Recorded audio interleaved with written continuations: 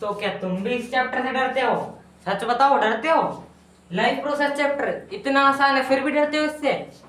डरते हो सच में? कोई बात नहीं, अगर डरते हो तो भी कोई बात नहीं।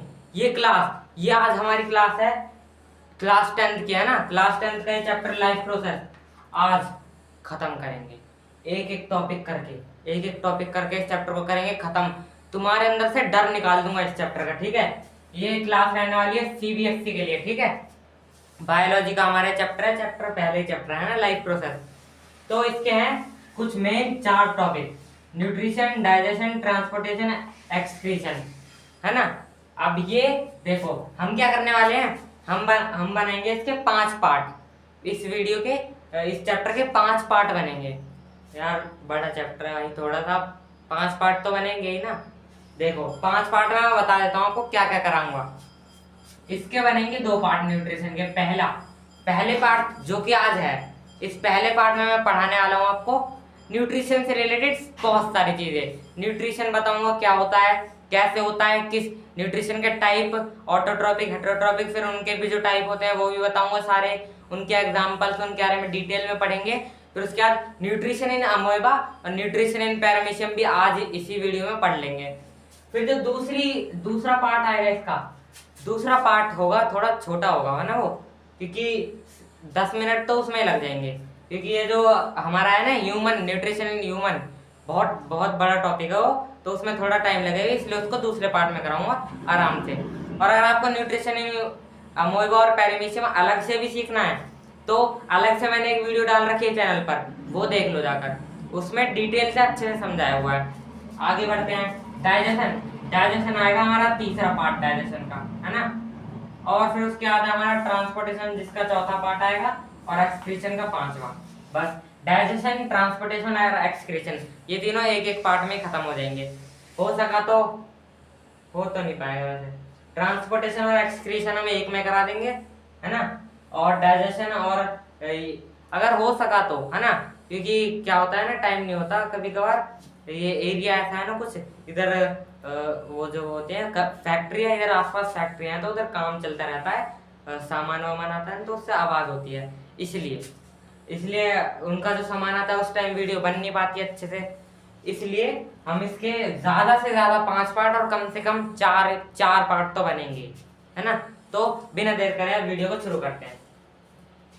देखो हमारा पहला आता है, चैप्टर का नाम क्या है? Life process. लाइफ प्रोसेस, है ना? अब लाइफ प्रोसेस समझते हैं पहले।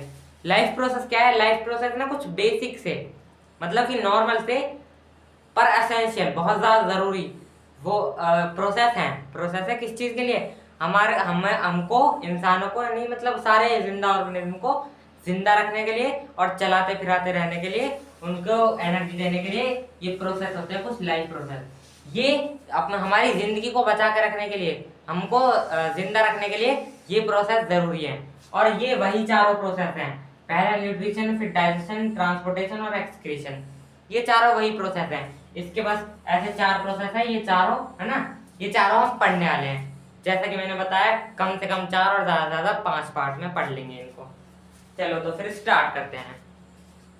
अब देखो लाइफ प्रोसेस तो हमने पढ़ लिया क्या है। अब अपना पहला टॉपिक पढ़ते हैं, जो हमारा पहला टॉपिक है ना? पहला टॉपिक है हमारा न्यूट्रिशन।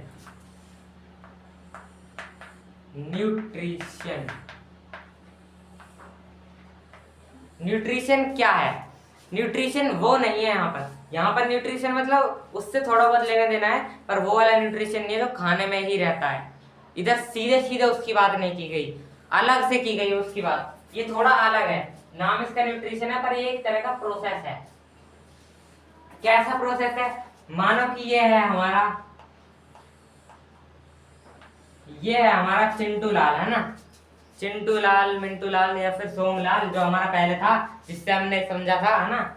सोमलाल था या फिर सोमलाल था, जो भी था, है ना? ये है हमारा सोमलाल, है ना? ये क्या करता है? खाना खाता है।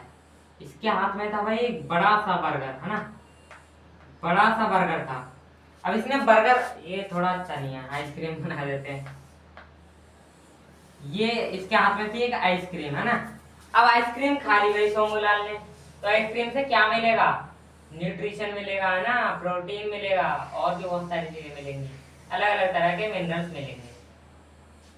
अब देखो सीधी साफ बात है, ये इससे क्या मिल रहा है सोमूलाल को? इससे क्या मिल रहा है? न्यूट्रिशन और न्यूट्रिएंट्स मिल रहे हैं, प्रोटीन मिल रहा है, और भी एनर्जी मिल रही है, और भी बहुत सारे मिनरल्स मिल रहे हैं। तो यही न्यूट्रिशन है। न्यूट्रिशन क्या है अभी बता देता हूँ। A process by which living organism obtain and utilize food. ठीक है, एक ऐसा प्रोसेस है जिससे जिससे एक लिविंग ऑर्गेनिज्म ऑब्टेन, मतलब कि फूड, इधर फूड सीधे फूड को नहीं कहा गया, यहां पर फूड इक्वल एनर्जी है। एनर्जी, एनर्जी कह सकते हो, या फिर मिनरल्स कह सकते हो, मिनरल्स, विटामिन, ऐसा कुछ भी कह सकते हो। इधर हम एनर्जी लेके चलते हैं। फूड इक्वल एनर्जी है यहाँ पर क्या कहा गया है? The process by which living organism obtain their food, food मतलब एनर्जी, है ना, obtain their food and utilize is called nutrition, is called nutrition. Utilize मतलब उसे यूज करना।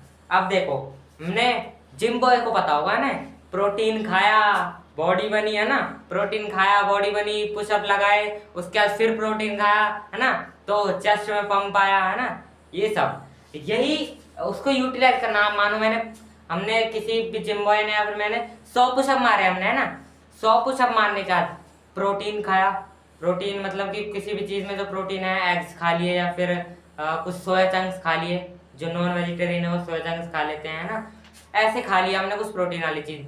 अब वो प्रोटीन वाली चीज हमने जो खाई है, उससे हमें एनर्जी मिली, वो तो हमारा हुआ वो तो हमारा सिर्फ खाना खाना हुआ। हमारा क्या था?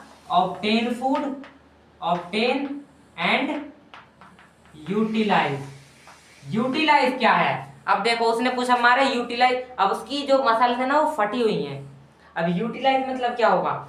जो उसने प्रोटीन पिया है ना वो कहाँ यूज होगा? यूज मतलब यूटिलाइज, है ना, यूटिलाइज होगा उसकी चेस्ट, जो फटे, चेस्ट के वो जो सेल्स फटे हैं ना, टिश्यूज फटे हैं, उनको जोड़ने के लिए, जिससे उसकी चेस्ट और बड़ी हो जाए, है ना, उसकी चेस्ट में पंप आया पड़ा है ना, उसको जोड़ने के लिए।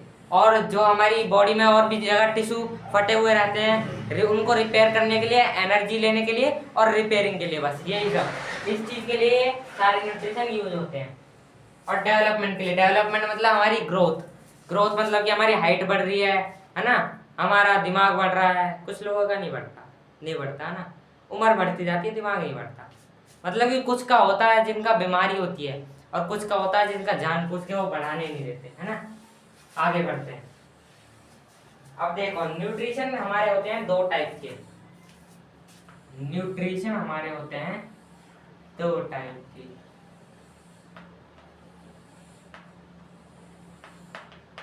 देखते हैं 2 टाइप। देखो पहला है हमारा ऑटो नहीं भाई, ऑटोट्रॉफिक, ऑटोट्रॉफिक, है ना। और दूसरा है हमारा हेट्रोट्रॉफिक। अरे यार यहाँ पर आइए यार, ये बोर्ड थोड़ा छोटा है ना, थोड़ा छोटा है बोर्ड, थोड़ा क्या बहुत छोटा है। दूसरा है हमारा हेट्रोट्रॉफिक। अब देखो ऑटोट्रॉफिक, ऑटो मतलब क्या होता है? Auto pilot mode, automatic machine, ये सब तो सुना होगा। ऐसे ही ये भी है ऑटो। ऑटो मतलब क्या होता है? कोई भी काम खुद से हो रहा है। ऑटोमेटिक मतलब कि, ऑटो पायलट मतलब कि प्लेन खुद से उड़ रहा है। ऑटोमेटिक, ऑटोमेशन मतलब कि कोई भी काम खुद, ऑटोमेशन जैसे उधर नहीं होता फैक्ट्रीज में होता है, ऑटोमोबाइल फैक्ट्रीज में होता है, ऑटोमेशन होता है, वहां पे खुद कार बनती है मशीन से, है ना। वैसे ही यहाँ पर जो ऑर्गेनिज्म होता है वो अपना खाना खुद बनाता है, अपना खाना, न्यूट्रिशन के लिए अपना खाना खुद बनाता है। उस खाना बनाने को जो खुद बनाता है उसको कहते हैं ऑटोट्रॉफिक न्यूट्रिशन, है ना।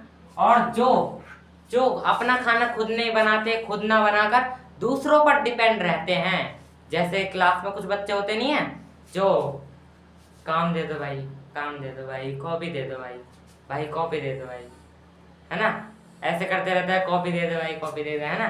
काम पूरा नहीं रखते, वो दूसरों पर निर्भर है ना, दूसरों पर निर्भर है, वो है हमारे हेट्रोट्रॉपिक।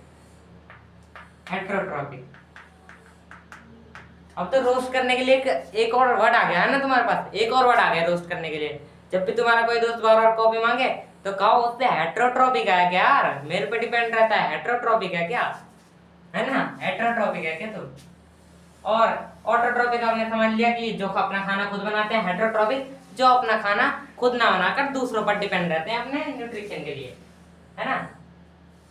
वैसे ही इनकी डेफिनेशन भी कुछ ऐसे हैं। ऑटोट्रॉपिक की अगर हम डेफिनेशन देखें, ऑटोट्रॉपिक न्यूट्रिशन की अगर हम डेफिनेशन देखें तो इसकी डेफिनेशन कुछ ये आ जाती है, it is a mode of nutrition. ये ना इन दोनों को मोड भी कहते हैं। अगर आपसे ये कह दिया जाए कि न्यूट्रिशन के टाइप्स बताओ तो आप ऑटोट्रॉपिक और हेट्रोट्रॉपिक बताओगे। अगर आपसे कहा जाए मोड ऑफ न्यूट्रिशन बताओ तो भी आपको ऑटोट्रॉपिक और हेट्रोट्रॉपिक ही बताना है।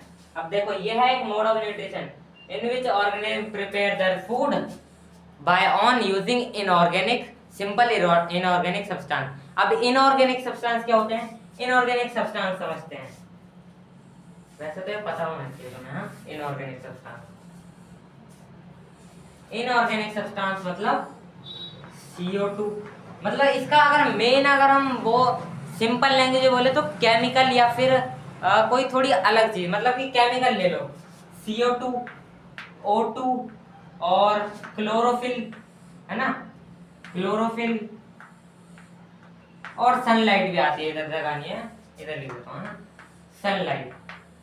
अब इससे तुम्हें एक ये जो मैंने लिखा है CO2, O2, sunlight, chlorophyll, water, है ना, ये सब देख के अब तुम्हें ऑटोट्रॉपिक का एक एग्जाम्पल याद आ रहा है। नहीं, अगर तुम्हें ऑटोट्रॉपिक का एग्जांपल नहीं भी पता तो भी तुम्हें ये सब देख के एक चीज, एक ऑर्गेनिज्म का नाम याद आ जाना चाहिए, एक ऑर्गेनिज्म का नाम याद आ जाना चाहिए जो इन सब से खाना बनाता है, जिसके ऊपर सारे इंसान निर्भर हैं, है ना, सारे हेट्रोट्रॉपिक निर्भर हैं उसके ऊपर, मतलब कि सारे तो नहीं, इंसान तो ज्यादातर निर्भर है उसके ऊपर। नहीं पता? अरे भैया नहीं पता सच में भाई। इसका छोटा सा आंसर है प्लांट्स, ट्रीज, है ना। CO2, O2, sunlight, chlorophyll, water, ये सब रॉ मटेरियल है किसके लिए, फोटोसिंथेसिस के लिए, जिससे वो खाना बनाते हैं। इतना तो आसान था। अब एक एग्जांपल हो गया है ना इसका, ग्रीन प्लांट। और इसका ना एक और एग्जांपल होता है, एक और एग्जांपल होता है, देखो इसका प्लांट, इसका एग्जांपल है ऑटोट्रॉपिक का ग्रीन प्लांट, है ना, ग्रीन प्लांट्स लिखा है वैसे, पर थोड़े ब्राउन होते हैं, वो भी तो कर लेते हैं। और होता है इसका एल्गे, ये याद रखना, ये याद रखना, एल्गे, है ना। एल्गे जो होती है ना, होता है फिर होती है जो भी है भैया, एल्गे दो तरह की एल्गे होती हैं जो ना ऑटोट्रॉपिक न्यूट्रिशन से वो बनाती है अपना खाना। एक तो होती है ब्लू और एक होती है ग्रीन, ब्लू ग्रीन एल्गे। ये है आपके एग्जांपल, ब्लू ग्रीन एल्गे और ग्रीन प्लांट ऑटोट्रॉपिक के, है ना। हेट्रोट्रॉपिक का अगर हम ले तो ह्यूमन, एनिमल्स और अमोएबा, अमोएबा जो भी होता है ना, एक ही बात है, कुछ भी बोल लो, अमीबा, है ना। और पैरामीशियम और अमीबा याद रखना, क्योंकि पैरामीशियम और अमीबा ये बहुत इंपॉर्टेंट है। पूछ लिया जाता है कि ह्यूमन और एनिमल को छोड़कर कोई और एग्जांपल बताओ, तो आप पैरामीशियम और अमीबा लिख सकते हो। और इसका एक और एग्जांपल होता है भाई, एक एग्जांपल और, इसका एक एग्जांपल होता है कसकटा, है ना, कसकटा, है ना, कसकटा एक तरह का ना वो होता है, बेल होती है कसकटा, एक तरह की बेल वो होती है जो चढ़ती है, पेड़ों पे चढ़ जाती है, लिपटती है ना, जैसे कि पेड़ है ना। अब ये बेल ऐसे चढ़ती जा रही है, ये अमर बेल कहते हैं इसको। अब ये क्या करेगी, चढ़ती जाएगी। और ये एक लौता प्लांट है, एक लौता ग्रीन प्लांट है जो कि हेट्रोट्रॉपिक होता है, इसलिए ये याद रखना, ठीक है, ये इंपॉर्टेंट है। कसकटा याद रखना, एक लौता ग्रीन प्लांट है जो heterotrophic mode of nutrition use करता है अपने खाने के लिए। ये किसी भी पेड़ के ऊपर ऐसे चढ़ जाएगा और उसके न्यूट्रिशन एब्जॉर्ब करता है, अपने हिसाब से उसके न्यूट्रिशन एब्जॉर्ब करता है ना। आगे बढ़ते हैं, हेट्रोट्रॉपिक हेटेरोट्रॉपिक तो हमने पढ़ ही लिया है ना। अब देखो, वैसे मैंने अभी एल्गे बताया था। एल्गे देखो, मैं एक ड्राइंग बनाता हूँ है ना, ऐसे ऐसे था, अरे ऐसे नहीं था, ऐसे है ना, ऐसे, और फिर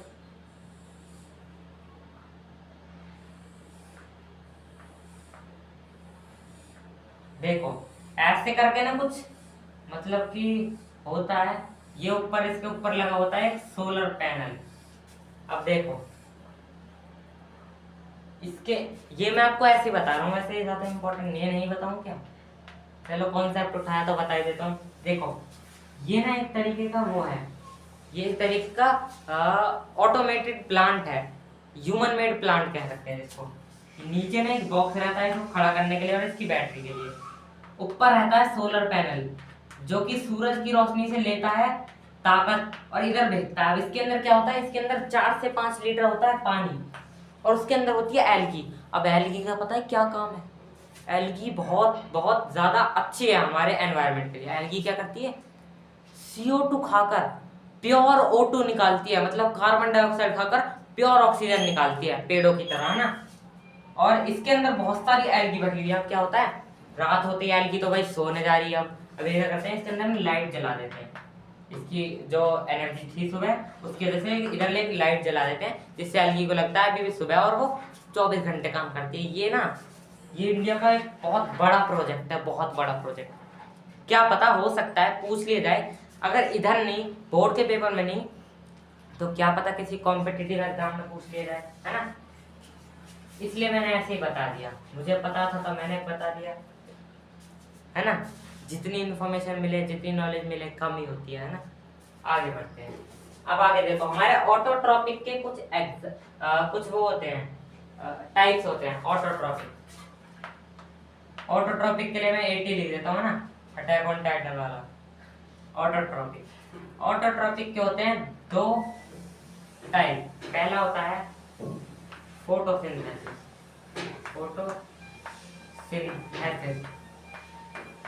है ना। पहला होता है हमारा फोटोसिंथेसिस और दूसरा होता है हमारा, थोड़ा नीचे लिख देता हूँ दूसरे को, दूसरा होता है हमारा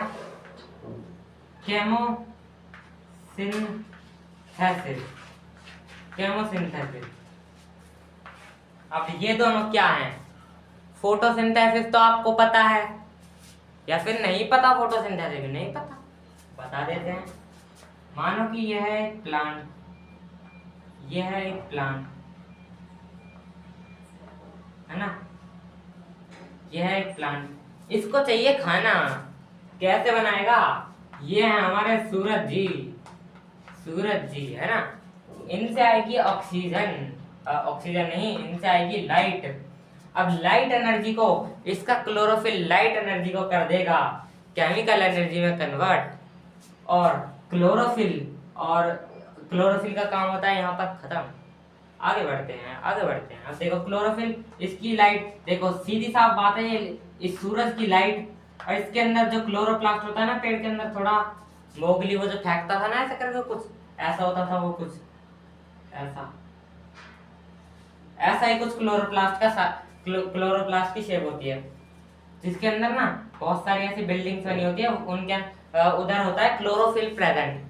अब क्लोरोफिल सनलाइट और ये जो पेड़ है ना, ये एनवायरनमेंट से थोड़ी CO2 लेता है ना, और इसके पास पानी रहता है, पानी लेता है, ये सब यूज करके ये बनाता है अपने लिए खाना बनाता है, एनर्जी, है ना, एनर्जी।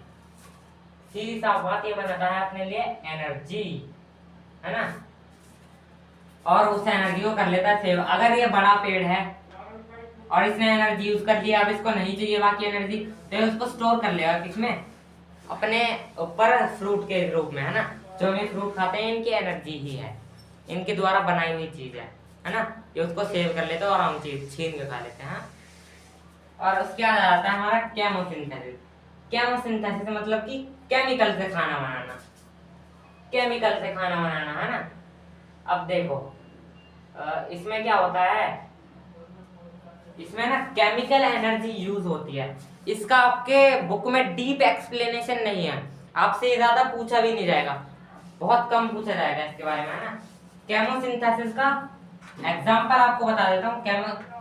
केमोसिंथेसिस क्या होते हैं। केमोसिंथेसिस एक ऐसा प्रोसेस है जिसमें केमिकल एनर्जी यूज कर ऑटोट्रोपिक, ये एक ऑटोट्रोपिक मोड ऑफ न्यूट्रिशन है जिसमें केमिकल एनर्जी यूज कर फूड बनाया जाता है अपने लिए, है ना।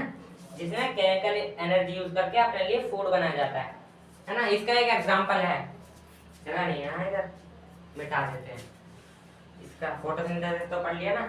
इसका एक एग्जांपल है हमारा पर्पल सल्फर बैक्टीरिया, है ना। पर्पल सल्फर बैक्टीरिया ये हमारा इसका एक बहुत बड़ा एग्जांपल है, जो कि केमिकल एनर्जी से खाना बना लेता है। भाई कैसा है ये, केमिकल एनर्जी से खाना बना लेता है ना। अब कुछ बच्चों के दिमाग में एक क्वेश्चन आ रहा होगा कि ये जो ऑटोट्रॉपिक मोड ऑफ न्यूट्रिशन है, क्या हमारी मम्मी भी ऑटोट्रॉपिक है? क्या हमारी मम्मी भी ऑटोट्रॉपिक न्यूट्रिशन करती है? नहीं, ऐसा मत सोचना। तुम्हारी मम्मी खाना जरूर बनाती हैं, अपने हाथों से खुद बनाती हैं, पूरा प्यार डाल डाल के बनाती है ना, प्यार से बनाती है खाना। पर अगर फल सब्जियां नहीं होंगी, मसाले पेड़ पे मसाले उगेंगे नहीं, कुछ हींग पत्ता कड़ी पत्ता ये सब उगेंगे नहीं, लौकी पसंद है ना, पसंद है लौकी, पसंद है सबको, नहीं होगी, है ना। पर सेहत के लिए बहुत अच्छी होती है, पसंद तो मेरे को भी नहीं, है ना। लौकी और टमाटर ये सब अगर उगेंगे नहीं ना, तो खाना कैसे बनाएंगे भाई तुम्हारी मम्मी? तो वो किसके पर निर्भर है खाना बनाने के लिए? तुम तो खाने के लिए मम्मी पर निर्भर हो। मम्मी किस पे निर्भर है? मम्मी है निर्भर प्लांट्स पे, है ना। प्लांट्स ही तो दे रहे हैं कि तुम्हें क्या बनाना, भिंडी बनानी आज, है ना। तो भिंडी प्लांट्स ही तो देगा उगा के, प्लांट ही तो उगा के देगा अपने ऊपर, है ना। प्लांट से भिंडी लेंगे जब तो बनाएंगे, वरना वैसे थोड़ी ना बना सकते, है ना। खुद फोटोसिंथेसिस यूज करके थोड़ी ना बना सकते। चलो आगे बढ़ते हैं। अब हमारे आ जाते हैं हेटरोट्रॉपिक। हेटरोट्रॉपिक के भी कुछ टाइप होते हैं। हेटरोट्रॉपिक होते हैं हमारे 3 टाइप।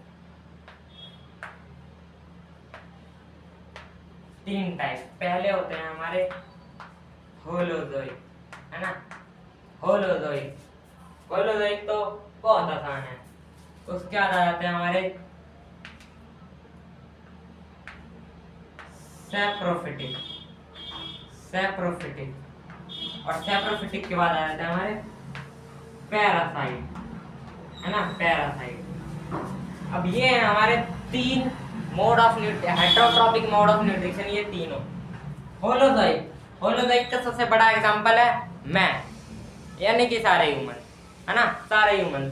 होलोजोइक का सबसे बड़ा एग्जांपल। होलोजोइक न्यूट्रिशन क्या होता है? होलोजोइक में होता है हेटरोट्रॉपिक है, तो आपको पता ही है, दूसरे पर निर्भर होंगे, सीधी सी बात है।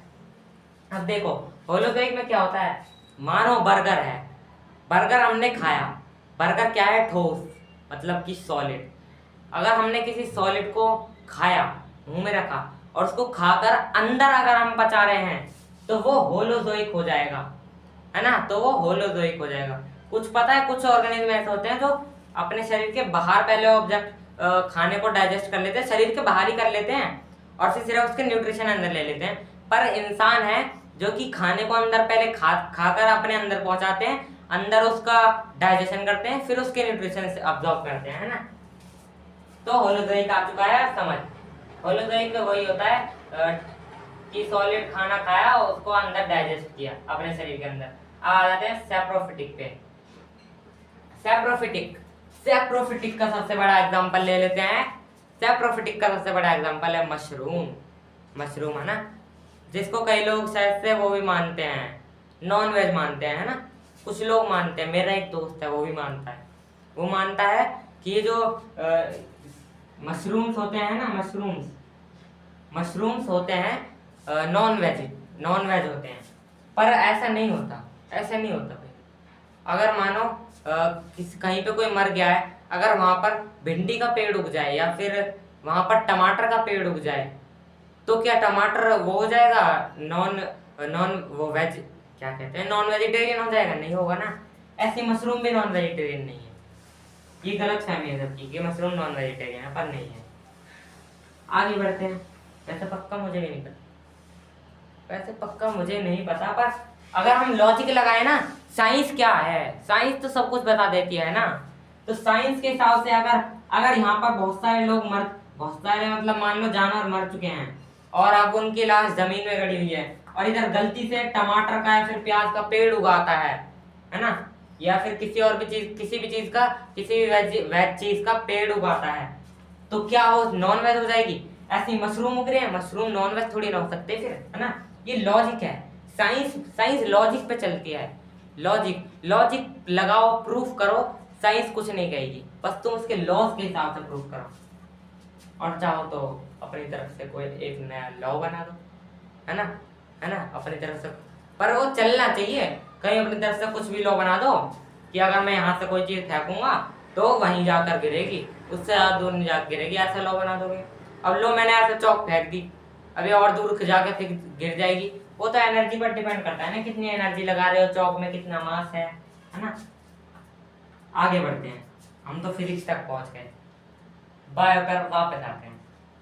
सेप्रोफिटिक क्या होते हैं? सेप्रोफिटिक, अब मैंने जो बताया आपको अभी तक, उसी से पता चल गया होगा कि डेड और डीके पे जो प्लांट उग जाते हैं, उन जो प्लांट उग जाते हैं, उग नहीं जाते भाई, उग नहीं जाते, डेड और डिकेड पे जो डेड और डिकेड से जो भी कोई ऑर्गेनिज्म अपना न्यूट्रिशन लेता है ना, वो होता है सैप्रोफिटिक। डेड और डिकेइंग ऑर्गेनिज्म से, है ना, डेड और डिकेइंग मैटर से जो भी अपना न्यूट्रिशन लेते हैं वो सैप्रोफिटिक में आ जाते हैं। इसकी डिफाइन ये हो सकती है, organism feed on dead and decaying matter are called saprophytic. इसका एग्जांपल एक और ले लेते हैं, फंगी भी ऐसी होती है ना। आगे बढ़ते हैं पैरासाइट की तरफ। पैरासाइट देखो, पैरासाइट, अब ये है एक छोटा सा कीड़ा, ये है छोटा सा, जो कहाँ रहता है? बालों में रहता है। अब तो पहचान ही गए होगे, है ना। इसके कुछ एग्जांपल हैं पैरासाइट के, लीच, टिक्स, है ना, ये सब इसके एग्जांपल हैं। और जो हमारे बाल में होते हैं, क्या होते हैं यार, सीधी साफ भाषा में बता देता हूँ, अपने ही भाइयों, क्या कहोगे, अपने भाई बहनों, है ना, इसको जू कहते हैं, जो कि बचपन में सबको हो जाती थी, और बड़े होते होते टीनेज में आते अपने ऊपर ध्यान देने लग जाते हैं, तो इनको निकालने की सोचते हैं, इनको निकाल के फेंक देते हैं, बेचारों को बेघर कर देते हैं, है ना। अब पैरासाइट क्या होते हैं? पैरासाइट ये होते हैं जो किसी ऑर्गेनिज्म के ऊपर रहते तो हैं, उससे अपना न्यूट्रिशन भी लेते हैं, पर उसे बिना मारे और बिना कुछ चोट पहुंचाए उससे अपना न्यूट्रिशन ले लेते हैं। ये इसकी सीधी डिफाइन ये होगी, पैरासाइट लिव इनसाइड और outside other organism and derive nutrition from it. Leech, ticks, cuscuta इसमें ही आ जाता है, कसकटा पैरासाइट में ही आ जाता है। देखो ये पैरासाइट क्या होते हैं, या तो किसी ऑर्गेनिज्म के अंदर रहेंगे या फिर किसी ऑर्गेनिज्म के ऊपर रहेंगे, पर क्या होगा, ये उसे बिना मारे, उसे बिना जान से मारे, उससे थोड़ा थोड़ा करके अपना न्यूट्रिशन लेते रहेंगे, थोड़ा थोड़ा। और इसके एग्जांपल है लीच, टिक्स और कसकटा तो मैंने आपको बता दिया, अमरबेल, है ना। अब आगे बढ़ते हैं केबीसी के अगले राउंड की तरफ। तो चलते हैं अगले राउंड की तरफ। अच्छा, मैंने फोटोसिंथेसिस बताया था, फोटोसिंथेसिस एल्गे बताया था आपको, ग्रीन प्लांट्स बताया था। अब एक और है, ये है यूग्लेना, ये एक और ऑर्गेनिज्म है यूग्लेना, और एक और ऑर्गेनिज्म होता है हमारा कुछ साइनोबैक्टीरिया। मैं तो साइनोबैक्टीरिया कहता हूँ, है ना, साइनोबैक्टीरिया, है ना। ये दोनों और अलग ऑर्गेनिज्म है जो फोटोसिंथेसिस से अपना न्यूट्रिशन लेते हैं, फोटोसिंथेसिस प्रोसेस से। ये भी autotrophic mode of nutrition use करते हैं अपने न्यूट्रिशन के लिए। अब आगे आ जाते हैं तो गाइस सॉरी, वो जो अभी कट आया ना, वो फोन की ओवर हीटिंग की वजह से वीडियो रुक गई थी, उसकी वजह से आया। अब हम अपने टॉपिक पर वापस आते हैं। क्या पढ़ रहे थे हम? फोटोसिंथेसिस डीप में पढ़ना था हमें। तो पहले आप जानो साइट, फोटोसिंथेसिस की साइट क्या है। साइट मतलब फोटोसिंथेसिस कहाँ होता है?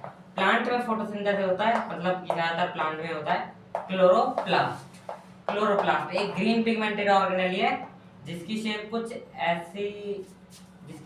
ऐसी, होती है ना। हाँ, कुछ ऐसी होती है उसकी शेप, ऐसी है ना। वो ये मानो ये जो ये है ना गोल, ये वो है प्लांट सेल, और प्लांट सेल के अंदर एक कुछ छोटा सा रहता है, इसे क्लोरोप्लास्ट कहते हैं। ये ग्रीन पिगमेंटेड ऑर्गेनेल है। आगे बढ़ते हैं। अब देखो केमिकल इक्वेशन तो आपको पता ही होगी। इक्वेशन क्या होती है केमिकल इक्वेशन, या फिर केमिकल फॉर्मूला भी कहते हैं। तो अब हम वो करने वाले हैं फोटोसिंथेसिस का, जो कि जरूरी है, पूछ लिया जाता है। तो लिखते हैं हमारा क्या क्या जाता है। 6, पहले तो जाता है 6CO2, ये रॉ मटेरियल है, ठीक है। 6CO2 जो लग रहा है ये रिएक्टेंट है। 6CO2 12H2O। अब एरो डाल दो बड़ा सा, है ना, एरो डाल दो ये बड़ा सा। अब देखो हम सनलाइट और क्लोरोफिल को ऐसे फॉर्म में नहीं लिख सकते, तो हम उन्हें यहाँ इसके ऊपर लिखते हैं, एरो के ऊपर, क्योंकि वही यूज हो रहे हैं। अगर हीट यूज हो रही है तो हीट को भी लिख सकते हैं, तो हीट को ऐसे लिख देते हैं, है ना, या फिर उस हीट के ऐसे बना देते हैं साइन। ऐसे हम इसके साथ भी करते हैं। तो हमें इधर लिखना है क्या क्या यूज हो रहा है क्लोरोफिल, क्लोरोफिल। और क्या यूज हो रहा है भाई? क्लोरोफिल। और यूज हो रहा है सनलाइट, सनलाइट। फिर हमारे पास बनकर क्या आ रहा है, प्रोडक्ट क्या आ रहा है? प्रोडक्ट आ रहा है हमारे पास C6H12O6। अब अगर हम इसका नाम बताऊं ना मैं, तो इसका नाम क्या है? इसका सिंपल नाम है ग्लूकोज, ग्लूकोज।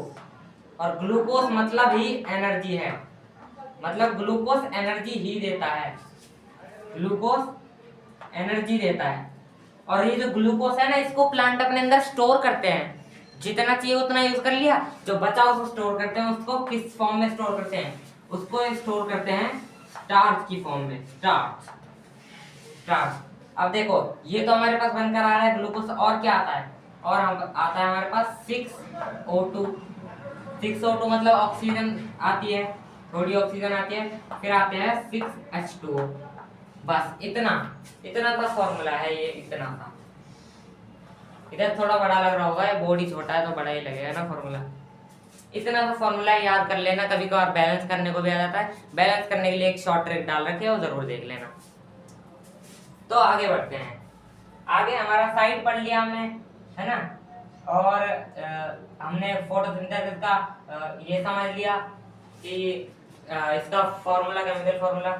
अब रॉ मटेरियल पूछ लिया जाता है क्या क्या है। तो रॉ मटेरियल यही है, 6CO2 ने लिखना है, आपको लिखना है कार्बन डाइऑक्साइड, वाटर, क्लोरोफिल और सनलाइट। यही है रॉ मटेरियल फोटोसिंथेसिस के लिए। रॉ मटेरियल अगर आपसे पूछ लिया जाए तो यही है ना, यही है।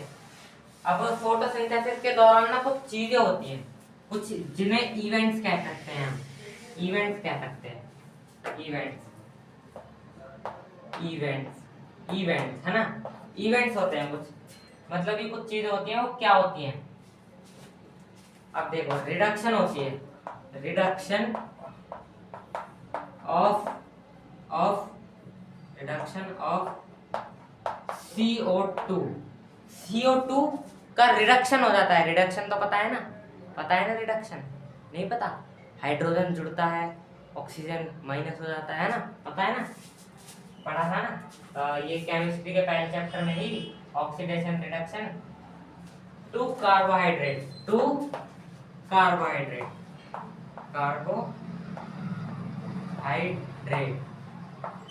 हो जाता है। मतलब कि ऑक्सीजन यहाँ से माइनस होकर कार्बोहाइड्रेट में जुड़ जाती है। कार्बोहाइड्रेट मतलब वही ग्लूकोज, है ना, ग्लूकोज में जुड़ जाती है। और क्या क्या चीजें होती है? एब्जॉर्प्शन होती है। एक तो एब्जॉर्प्शन भी होती है। किस चीज की एब्जॉर्प्शन होती है? एब्जॉर्प्शन ऑफ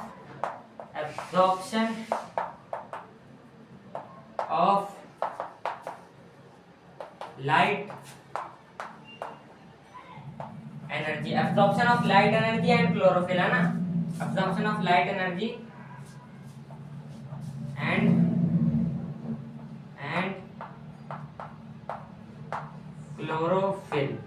क्लोरोफिल और सनलाइट भी होती है ना, सनलाइट मतलब लाइट एनर्जी है, सनलाइट लाइट एनर्जी देगी, है ना। तो सनलाइट लाइट एनर्जी और क्लोरोफिल एब्जॉर्ब हो जाती है। उसके बाद क्या होता है, एक और चीज होती है, कन्वर्जन होता है, कन्वर्जन होता है किसका, जो कि मैं आपको बता भी चुका हूँ, कन्वर्जन ऑफ लाइट एनर्जी है ना, एनर्जी लाइट एनर्जी का कन्वर्जन हो जाता है किसमें, लाइट एनर्जी बदल जाती है किसमें, केमिकल एनर्जी में, जैसा कि मैं आपको बता भी चुका हूँ, बताया था ना आपको कि लाइट जो सनलाइट आती है उसकी लाइट एनर्जी क्लोरोफिल की मदद से उसमें क्लोरोप्लास्ट में जाकर वो हो जाती है, केमिकल एनर्जी में बदल दी जाती है। अब क्या होता है, एक और होता है, मैं वो ऐसे ही वर्बली बता देता हूँ, जो हमारे 12H2O थे ना, 12H2O, इसको तोड़कर बना दिया जाता है,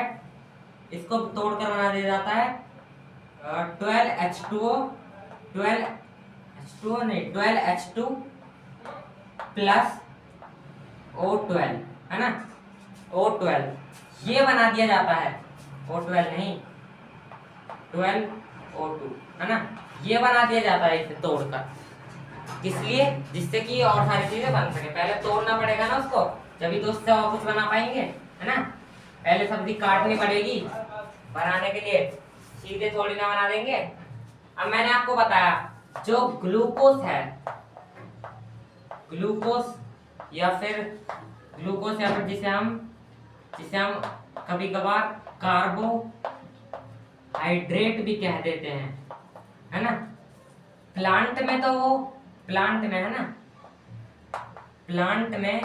तो वो स्टार्च में होता है, स्टार्च की फॉर्म में स्टोर हो जाता है। पर ह्यूमन में किस फॉर्म में होता है, ह्यूमन में होता है वो ग्लाइकोजन, ग्लूकोज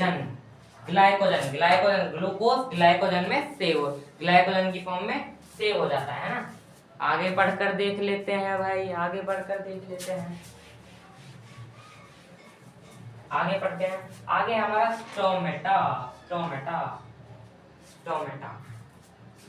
गया, स्टोमेटा।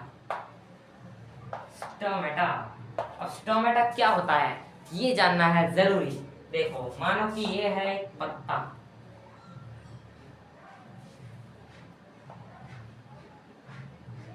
ये है एक पत्ता, है ना, ये है एक पत्ता, ये इसका अपर सरफेस है और ये नीचे वाला इसका लोअर सरफेस है। तो जो इसका अपर सरफेस है ना और लोअर सरफेस है, इधर ना छोटे छोटे होल प्रेजेंट होते हैं, छोटे होल प्रेजेंट होते हैं। उन होल को हम स्टोमेटा कहते हैं।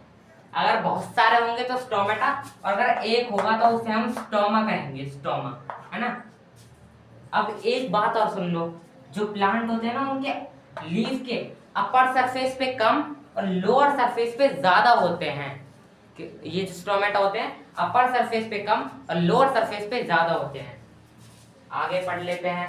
ये बहुत आसान टॉपिक है, बहुत ज्यादा। स्टोमेटा सबसे आसान टॉपिक हो सकता है इसका, है ना, हो सकता है। क्या है अब देखो, स्टोमेटा टाइलीपोड्स है वो तो बता दिया मैंने। अब इसके कुछ फंक्शन होते हैं। फंक्शन से पहले हम इसका स्ट्रक्चर पढ़ लेते हैं। देखो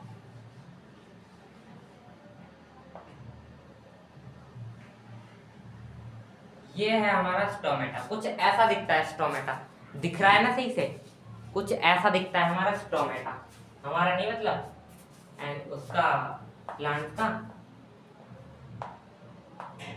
अब देखो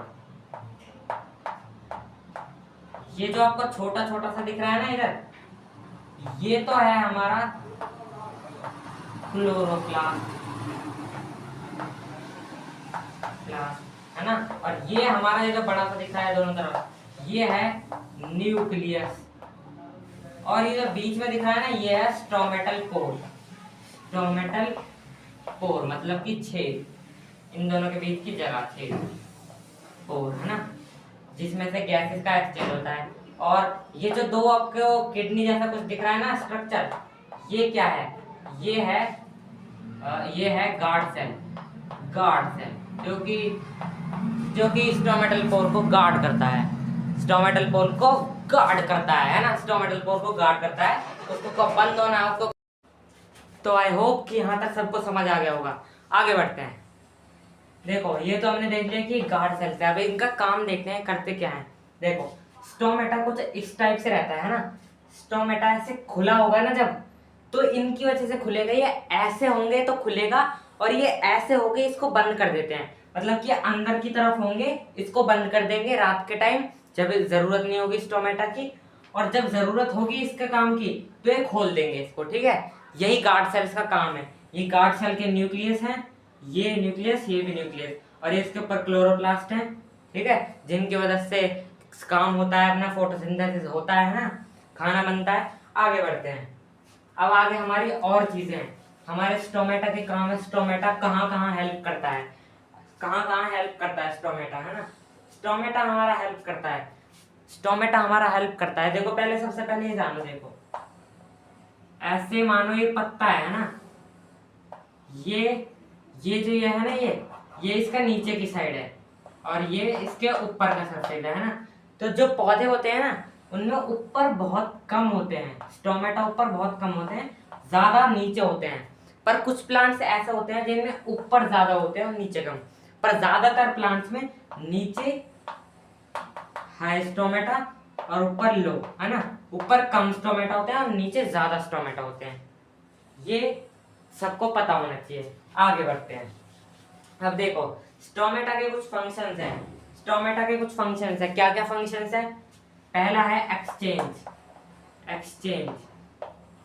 एक्सचेंज ऑफ गैस, है ना, गैसेस का एक्सचेंज ऑफ गैसेस, ठीक है, गैसेस का एक्सचेंज होता है। तो गैसेस का एक्सचेंज कैसे होता है? देखो ये स्टोमेटा हमारा जब खुलेगा ना, तो क्या होगा, बाहर से इसके अंदर जाएगी CO2, ठीक है, CO2 इसके अंदर जाएगी, है ना। और जब फोटोसिंथेसिस होगा तो इसके बाहर क्या आएगी, O2, यानी कि ऑक्सीजन, जो कि हमारे लिए जरूरी है। तभी तो पेड़ हमारे लिए इतने जरूरी हैं, इंपॉर्टेंट है, क्योंकि वो हमें O2 देते हैं, ऑक्सीजन। पहला तो है gases of exchange of gases, ठीक है, ये गैसेस का एक्सचेंज करता है। दूसरा है ट्रांसपिरेशन हेल्प्स इन ट्रांसपिरेशन, है ना। ट्रांसपिरेशन क्या है? जब पौधे के अंदर ज्यादा पानी भर जाता है ना, ज्यादा अमाउंट में पानी भर जाता है, तो उस टाइम क्या होता है, पानी को बाहर निकालना होता है। तो स्टोमेटा पानी को इधर लाता है और इवेपोरेट हो जाता है पानी, या फिर वो पानी को अपने से बाहर निकाल देता है और इवेपोरेट तो हो ही जाता है ना। बस इतने से इसके छोटे छोटे से फंक्शन है इसके, ठीक है, बस इतना आसान है ये। आगे बढ़ते हैं। अब फोटोसिंथेसिस मैंने आपको बता दिया कि फोटोसिंथेसिस कहाँ होता है। फोटोसिंथेसिस की शायद से मैंने आपको इक्वेशन बता दिया, पर एक बार फिर से देख लेते हैं। देखो 6H2 यानी कि 6 पानी के एटम, है ना, 6 पानी के एटम, 6 नहीं 12। इधर पहले हमारा आएगा, सबसे पहले हम लिखते हैं 6CO2 प्लस 12H2, 6 कार्बन के एटम, है ना, कार्बन डाइऑक्साइड के, और 12 यानी कि 12 वाटर के मॉलिक्यूल। अब ये जाते हैं, ये जो साइन रहता है ना एरो का, इसके ऊपर हम वो चीज लिखते हैं जिससे हो रहा है, जो हम यूज कर रहे हैं। जैसे कि इधर क्या यूज होता है, सनलाइट यूज होती है फोटोसिंथेसिस में, और क्या यूज होता है, क्लोरोफिल, है ना, क्लोरोफिल। तो क्लोरोफिल, है ना। अब देखो इसके बाद हमारे पास बनकर क्या आता है, बनकर आता है हमारे पास C6H12O6, ये मैंने आपको बता दिया है ना, एक बार फिर से रिवाइंड करा रहा हूँ। देखो और फिर ये जो C6H12O6 है ना, इसको हम नॉर्मली क्या कहते हैं, इसको नॉर्मली कहा जाता है ग्लूकोज, है ना। ये इसी से ही एनर्जी बनती है। और क्या आता है हमारे पास, और आता है हमारे पास 6O2 प्लस 6H2O, है ना, 6 पानी के मॉलिक्यूल और 6 ऑक्सीजन के मॉलिक्यूल, है ना, बस यही आता है। अब देखो, अब आगे बढ़ते हैं। मैंने आपको इससे पहले मेन इवेंट्स बता दिए थे, है ना। मेन इवेंट्स क्या क्या होते हैं कि एनर्जी एक्सचेंज, एनर्जी कन्वर्ट होती है ना। और आगे बढ़ते हैं। अब देखो, एक इम्पोर्टेंट टॉपिक होता है, क्या होता है वो, फोटोसिंथेसिस। फोटोसिंथेसिस, है ना। फोटोसिंथेसिस इम्पोर्टेंट तो है, पर फोटोसिंथेसिस के साथ एक और टॉपिक जुड़ जाता है, photosynthesis in in desert plants. देखो, डेजर्ट प्लांट्स में फोटोसिंथेसिस कैसे होता है, डेजर्ट प्लांट्स में फोटोसिंथेसिस कैसे होता है। वहां पे तो सनलाइट ज्यादा रहती है और पानी कम, तो बिना कम पानी से कैसे हो जाएगा भाई। अब देखते हैं, देखो कैसे होती है। देखो, जो स्टोमेटा होते हैं ना, इनमें देखो, इनमें मेन चीज क्या होती है, देखो, स्टोमेटा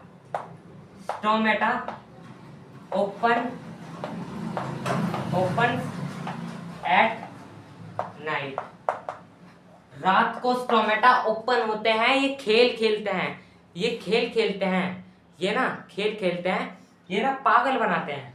ये स्टोमेटा रात को खुलेंगे। रात को क्यों खुलेंगे, क्योंकि सुबह खुलेंगे तो धूप हो रही है, बहुत कड़क की धूप हो रही है। अगर सुबह स्टोमेटा खुल जाएगा तो सारा का सारा पानी एकदम से इवापोरेट हो जाएगा। वैसे भी डेजर्ट प्लांट्स में थोड़ा सा तो पानी रहता है, वो एकदम से इवापोरेट हो जाएगा। इसलिए रात को खुलते हैं और रात को गैसेस का एक्सचेंज कर लेते हैं। रात को जैसे कि मानो ये स्टोमेटा है, ये रात को क्या करता है, अपने अंदर CO2 को अपने अंदर स्टोर कर लेगा, है ना।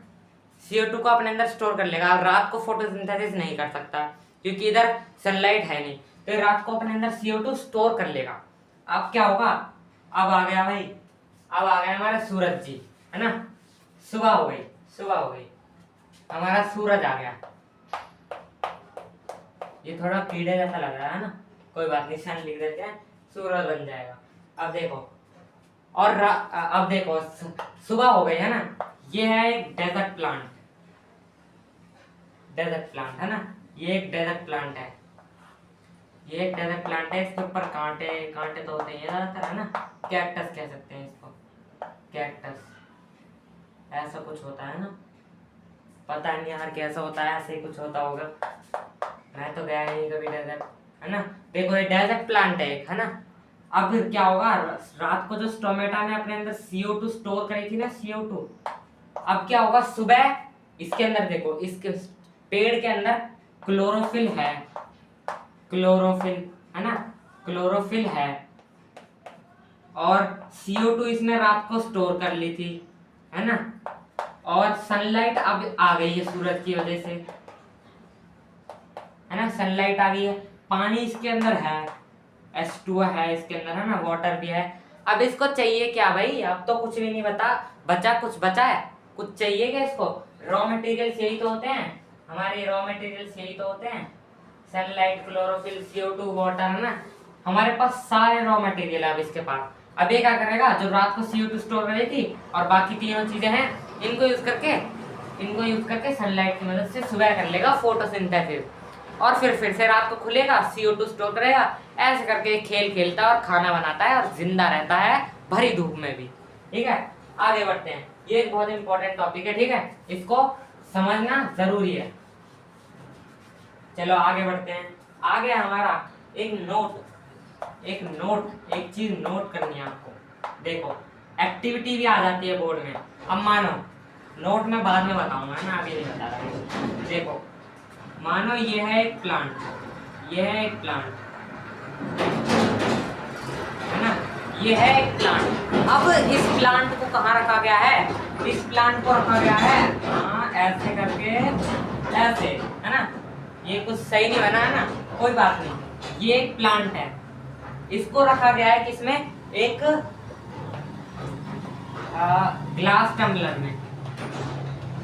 ग्लास पूरा नहीं आएगा, इधर समझ जाना, एक बॉक्स में रखा है, ग्लास के बॉक्स में, है ना, शीशे के बॉक्स में रखा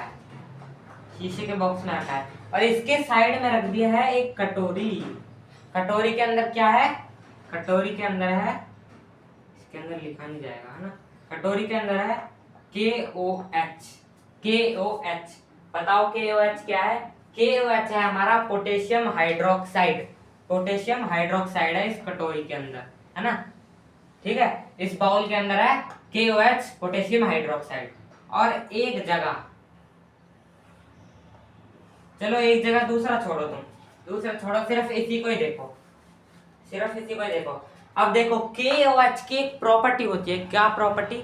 अब देखो इधर सूरज है, सूरज है तो सनलाइट तो आएगी, अंदर आएगी सनलाइट, है ना। सनलाइट तो है भाई, फोटोसिंथेसिस के लिए सनलाइट है, पानी इसके अंदर है, क्लोरोफिल भी इसके अंदर है। अब CO2 तो एयर में प्रेजेंट होगी, पर KOH यहीं पर अपना खेल खेल जाता है। ये पोटेशियम हाइड्रोक्साइड यहीं पर अपना खेल खेल जाता है। देखो पोटेशियम हाइड्रोक्साइड की क्वालिटी होती है, वो CO2 को एब्जॉर्ब कर लेता है। मानो इधर जितनी भी CO2 है ना, जितनी भी CO2 है, सबको एब्जॉर्ब कर लेगा और कहीं पे जाने नहीं देगा। तो जितनी इसने स्टार्टिंग में तो एक दो एटम एब्जॉर्ब कर लिए, एक दो मॉलिक्यूल एब्जॉर्ब कर लिए। अब क्या होगा, कुछ टाइम बाद ये पौधा मुरझा जाएगा, है ना। कुछ टाइम बाद ये पौधा मुरझा जाएगा और एकदम मर जाएगा। क्यों? क्योंकि फोटोसिंथेसिस नहीं हो पा रहा, क्योंकि CO2 नहीं है, एब्सेंस ऑफ CO2 में नहीं हो पा रहा फोटोसिंथेसिस। क्योंकि क्यों नहीं हो पा रहा? क्योंकि KOH यानी कि पोटेशियम हाइड्रोक्साइड ने सारी CO2, सारी कार्बन डाइऑक्साइड एब्जॉर्ब कर लिया है। यही था KOH का खेल। तो और यही हमारा नोट था हमारा कि KOH absorbs CO2, KOH CO2 को एब्जॉर्ब कर लेता है। बस इतना सा ही टॉपिक था, इतना आसान था। अब देखो हमारा न्यूट्रिशन का पहला पार्ट हो चुका है कंप्लीट, है ना। न्यूट्रिशन इन प्लांट्स हो चुका है कंप्लीट, ठीक है। बता दिए ना, प्लांट फोटोसिंथेसिस, प्लांट है फोटोसिंथेसिस करता है, क्लोरोप्लास्ट में फोटोसिंथेसिस करता है। प्लांट के अंदर होता है क्लोरोप्लास्ट, क्लोरोप्लास्ट में होता है फोटोसिंथेसिस, फोटोसिंथेसिस से बनता है फूड, फूड को एब्जॉर्ब कर लेते हैं। फूड किसमें आता है? इनका फूड बनता है ग्लूकोज, और ग्लूकोज किस फॉर्म में सेव होता है? ग्लूकोज सेव होता है स्टार्च की फॉर्म में। और ह्यूमन में होता है ग्लाइकोजन की फॉर्म में, है ना। ह्यूमन में होता है ग्लाइकोजन की फॉर्म में। तो पौधे में होता है फोटोसिंथेसिस से आता है खाने का नाम है ग्लूकोज। पौधे के अंदर आते ही वो हो जाता है स्टार्च, इंसान के अंदर आते ही हो जाता है ग्लाइकोजन, और उसी से आती है एनर्जी, उसी से मिलती है ताकत। फोटोसिंथेसिस के लिए चाहिए हमको सूरज की रोशनी, क्लोरोफिल के साथ और क्या चाहिए? क्लोरोफिल के साथ चाहिए CO2 कार्बन डाइऑक्साइड और थोड़ा सा पानी, है ना। और फिर हमारा बन जाएगा खाना, और यहाँ पर हमारा न्यूट्रिशन हो जाएगा खत्म, न्यूट्रिशन इन प्लांट्स हो जाएगा खत्म। अगली वीडियो में हम पढ़ने वाले हैं न्यूट्रिशन इन अमोइबा और न्यूट्रिशन इन ह्यूमन।